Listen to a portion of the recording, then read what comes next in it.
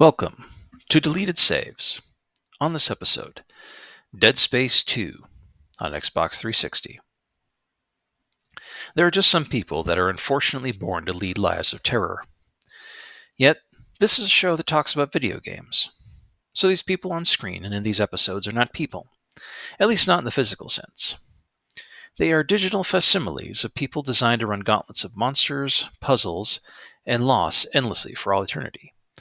Or at least as long as we, the players, are willing to hit the buttons connected to the polygonal Skinner box in which they are trapped for our own operant condition giggles.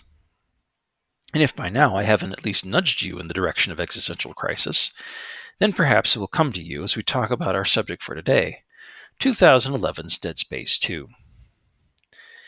As I have discussed in my look into the previous game in the series, Dead Space, I have already mentioned that this was a from-out-of-nowhere hit for EA's Redwood Shores game studio. By 2011, EA had thrown aside the mask of challenge everything power to the player's game production for gross commercialism and trying to milk every property that for what they could get. And those who did not produce, much like cattle, were sent to slaughter. Yes, I know this is just how this non-necessity industry works. I'm cynical, not a fool. And I know such a statement is as natural as breathing to the die-hard capitalists among us. I'm here to make stark statements, not change hearts and minds. But this attention warranted a further look by EA's management of this studio, now refocused and operating under its better-known name, Visceral Studios. EA had decided it had a working series on its hands, especially with comics, animated features, and a few spin-off games already being published. There was big money potential there, so more funds were tossed at Visceral to make Dead Space 2 a much bigger deal.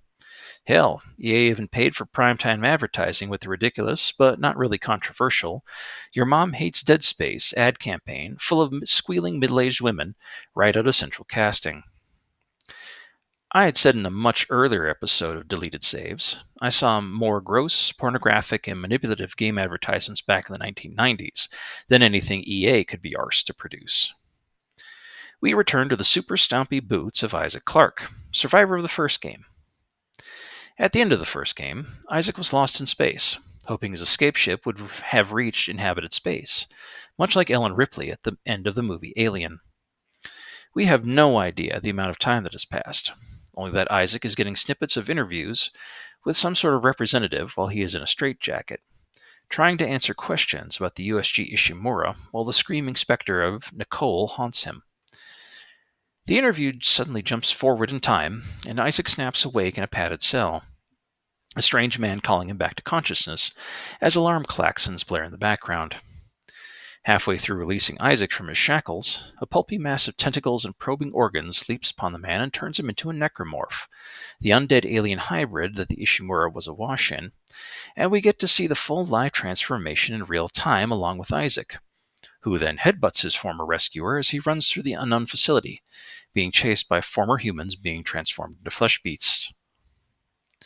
Isaac being Isaac, and having plot armor of the gods, he manages to get free of the straitjacket, and even gets armed with a new plasma cutter, this time taken from a surgery ward to showcase the versatility of the tool, and even gets himself a new armored suit before stumbling out into the chaos of our new series of bloodied corridors, a place called the Sprawl, a massive interstellar city built in proximity to Saturn's moon Titan.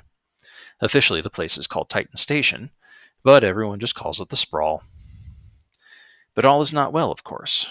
Just before leaving the mental ward he was trapped in, a guard stops Isaac long enough to say cryptically, "We're all going to burn for what we did to you," and then the guard slits his own throat. The Sprawl has been completely infested by the dead, turning everyone from infants in the cradle to school children to full-grown adults to the elderly into undead agents of destruction and mass convergence, which is what happens when defeated and no longer useful necromorphs turn into sludge and creep into a hellish biomass of enormous proportions. A few screens and monsters in, Isaac is contacted by a mystery woman, who seems oddly invested in getting Isaac off the station while, and if, he still can. Isaac, confused and under attack, acquiesces, and follows whatever trail of breadcrumbs his caller sets before him. With plenty of chaos and playing fast and loose with the rules of survival around him, all the while being chased by not only former people, but Nicole's ghost. Eventually, Isaac makes his way to the destination the voice in his ears led him to, a Unitologist church. As I said in my review of the first game, Unitology is the only religion in the 20th century, a religion based on the concept of the convergence of all life into a glorious whole and founded on the discovery of a thing called a marker on Earth by a martyred man called Michael Altman. Unitology is Visceral Studios' riff on the Church of Scientology, a brute force, tax-exempt Looney Tune religion started by infamous sci-fi writer slash cult leader slash possible pedophile L. Ron Hubbard, who was famously quoted as saying, "You don't get rich writing science fiction. If you want to get rich, you start a religion." Well, you certainly proved the veracity of that statement, L. Ron. Especially when you had as many of your followers as possible become their own lawyers, and brute force the IRS to basically give up prosecuting you for tax evasion and give you what you wanted, as well as infiltrate the FBI to destroy evidence of your bullshit. Must be nice. In any case, Isaac storms the church, fighting through the gathering hall, recruitment / brainwashing center, and I'm not kidding, the higher-ups keep files on how susceptible new recruits are to suggestion, and the crypt below, only to finally meet his rescuer, who immediately reveals the plot of the game. That due to him being the only survivor of the Ishimura and being an engineer, the Unitologists want to dissect Isaac's brain and find out how to make even more markers, so that they can drop them on inhabited planets, thereby slaughtering billions, to bring about the end of humanity. Yes, the Church of Unitology, which has infiltrated every part of life in the future, is a death cult. In fact, it has been 3 years since the events of Dead Space 1, and Isaac has spent that time in a drug delirium inside the Sprawl's mental wards, along with one of the survivors of a side story game called Dead Space Aftermath, named Nolan Strauss. And please excuse me while I address a tangent here. With the success of the first Dead Space, EA went on trying to make the series a multimedia bonanza. Besides the mainline games, there were 3 smaller games, an on-rail shooter, a puzzle game, and a now-defunct mobile game that cannot be played, as well as comic books and 2 full-length animated features, which is what Aftermath was and where the Strauss character comes from. One of the big issues with Strauss as a character is that if you only played the mainline games, like I did, then who the fuck is this dude beyond another crazy scientist who hallucinates because of contact with the marker? Yet he's critical to the plot of Dead Space 2. Look, I certainly don't mind a company wanting to make more money and capitalize on a product by giving more to a hungry audience, but they missed a major point by not connecting the threads to their other products much better, and at least having some kind of file or backstory or audio log or something telling us who Strauss is. And look, I played this game many times over the years since its release, and I simply don't recall ever finding anything like that in the game. If you, dear listener, find it, let me know. Did EA succeed in making something out of this series with all of its side story shit? Hell no! The critics panned the fuck out of it, and the sales around those games and comics and movies sunk lower than Isaac's level of sanity. But that is a completely different story. Now, back to the main plot of this script. The Unitologists die in spectacular fashion when their church offices are attacked by a Sprawl gunship at the behest of the director of the Sprawl, a man named Hans Tideman, who blames Isaac for the destruction of the Sprawl and has been trying to kill him by any means necessary, while the citizens he is supposed to care for die in frankly appalling numbers, what they would call quote-unquote acceptable losses anywhere else. The windows are blown open and everyone, including Isaac, is sucked into space. And as he's the only one wearing a spacesuit and after bouncing hard off the spongy hide of a massive necromorph, Isaac goes crashing back into another sector of the Sprawl and survives. Once again, he stumbles out of an apartment block and into a mall-like area. This is where we meet another fellow survivor and someone who will be important through the remainder of the series, Ellie Langford. Oh, Ellie. How badly EA wronged you. Miss Langford, with her chipper, I believe Australian accent, if I'm wrong here, my apologies, has been herding survivors in this part of the Sprawl, trying to evacuate them. Her numbers, however, have been whittled down to just her by the time Isaac meets her, and she has absolutely no desire to have him follow her, for which I don't blame her, She has lost so many of her friends and colleagues in the past few hours. Why bother with this guy? She disappears behind a locked door, leaving Isaac to have to open the gate that separated the two of them to access the escape route, which of course he does in that convoluted video game way. Isaac does catch up with Ellie at a rail depot gone dark, and Ellie has Strauss in tow. It is also obvious by now that Strauss has completely gone around the bend, and that Ellie wants Strauss dead. Ellie is strong and capable, a heavy equipment pilot that has managed to stay alive unknown hours against the ever-growing horde. Even when finally formally introducing herself to Isaac and asking what his job is with their mutual employer, the CEC, she quips, "Nerd," to Isaac, showing that despite the madness, she hasn't lost her sense of humor. We also don't know if she's having the same lethal hallucinations as everyone else through marker contact, or if she has somehow avoided it. I like this Ellie.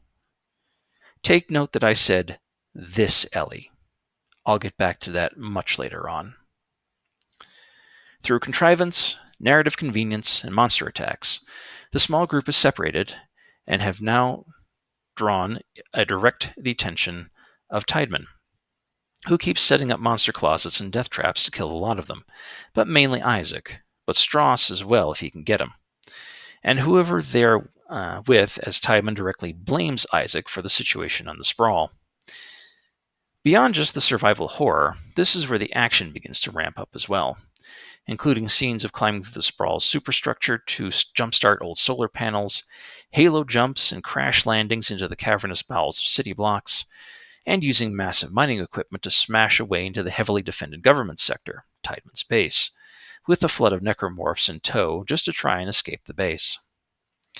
One of the biggest standout moments for me of these intermediate chapters is the return to the Ishimura itself, which was recovered and towed to dock after the sprawl, and is in the midst of a ship-wide forensic investigation and cleaning, likely for reuse.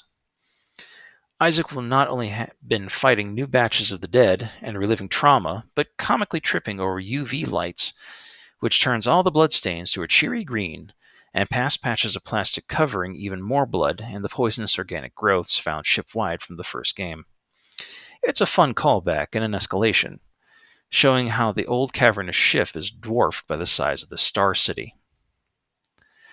Along the way, Isaac's hallucinations of Nicole have become less overtly combative and more conciliatory as Isaac begins to make peace with his biggest regret, that he was unable to save Nicole on the Ishimura and was unable to let her go.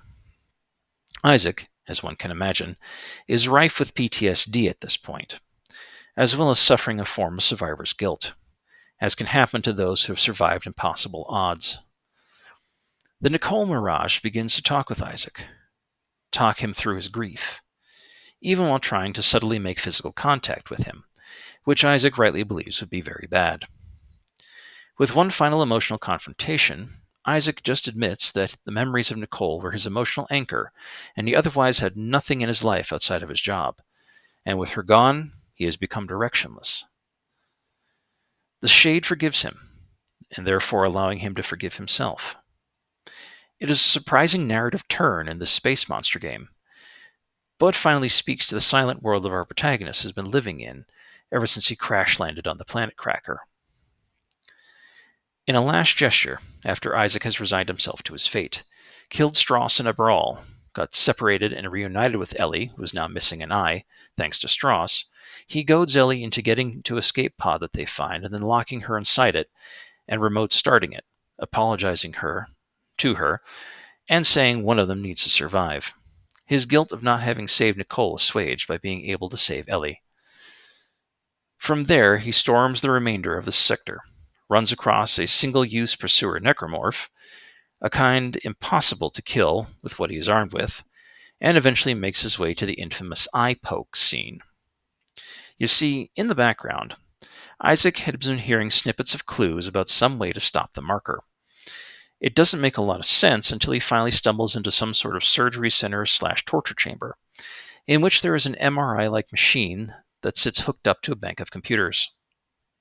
To end the menace, he must climb inside the machine, Allow his head to be steadied and held in place mechanically, and you, the player, must slowly guide a comically large surgical needle right into the middle of his eye. Something that in real life would blind the victim, but in the far future is just an uncomfortable to watch scene and ultimately inconvenient.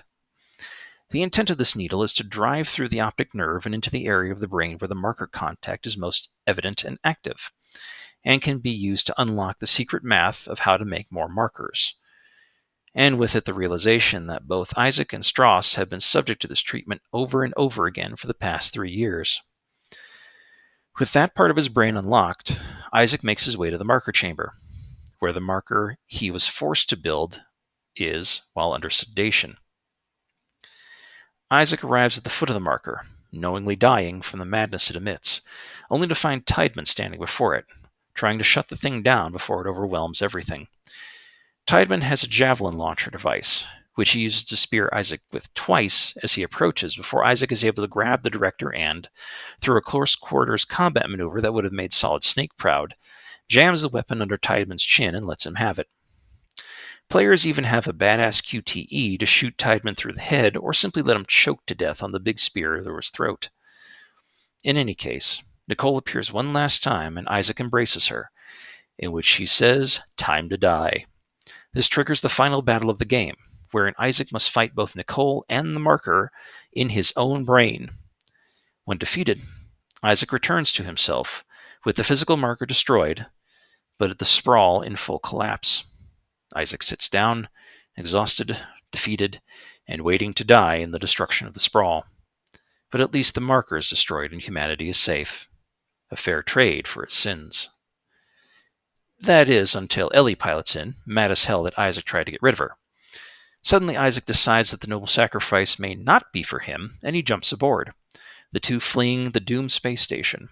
We are even treated to one more callback to the first Dead Space in the last moments of the game. Wow. Just wow. God damn, I love this game. Dead Space 2 is certainly not the most lauded horror, action horror, or survival horror game ever. Plenty of people hold other games in better regard, and even for me it is a close shave between this and Resident Evil 2. But fuck, the power and presence of this game cannot be denied. It was everything a sequel should be and more. Visceral did an incredible job expanding on Isaac's story and his world, as well as closing out the arc over his guilt on Nicole's death. The villains are cartoonish and overly dramatic, just as they should be. Ellie is awesome and a great addition to the team of survivors, which is now a total of 2. And while I would have been fine with Isaac waiting patiently to die at the ass end of Titan Station, I was thrilled that he was able to escape in a scene obviously inspired by the scene in James Cameron's Aliens, where Ripley, holding Newt in her arms and standing atop the now empty platform as the reactor around them collapses and is minutes from detonation, the Queen Alien appears from the elevator and Ripley prepares to accept death, only to be rescued at the last second. Yes, that was a long phrase for comparison, but it was apt. And before anyone gets twitchy with the praise I'm doling out here, I'm just going to say this about the biggest non-controversy of the game. I'm glad they gave Isaac a voice in this game. Glad. Do you hear? I'm sorry, but in a constant combat situation and surrounded by mindless horrors trying to tear you apart, do you think you'd stay fucking silent the whole time? Hell no you wouldn't, unless you're some kind of psychopath. You'd be screaming, cursing, and everything else, even spouting one-liners like a cheesy 80s action flick. Maybe you disagree, but that's not my problem. But here's where the cracks begin to show. During development, the series creators Glenn Schofield and Michael Condrey left Visceral with other staff to form Sledgehammer Games, leaving Dead Space in the hands of new writers. It is also here where EA's influence starts to become more apparent, with the addition of a multiplayer deathmatch mode to appease EA's money men, and which makes no fucking sense, but hey, Call of Duty clones equal more moolah. There were also 3 DLC packs because of course we didn't need them, but they were there, and added nothing to the overall story. Critics were already beginning to cool on Dead Space 2.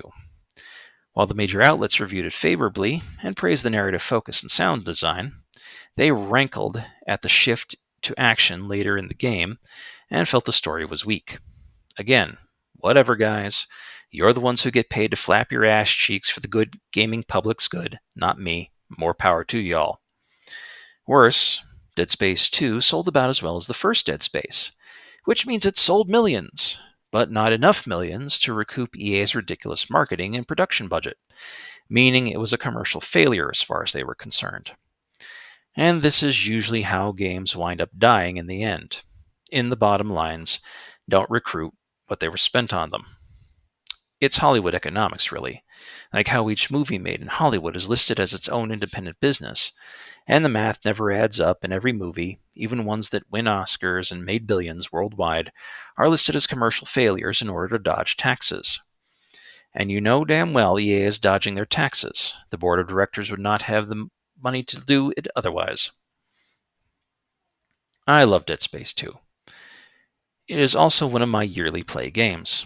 I love the space horror, the art direction, the narrative, the monster designs. There is just so much to love here. And I dearly wish, knowing what I know now, that the series had ended here. 2 amazing games, and that was it. The story had been told, the cycle had been completed, the character arcs were closed. But, much like Isaac, we could not be that lucky.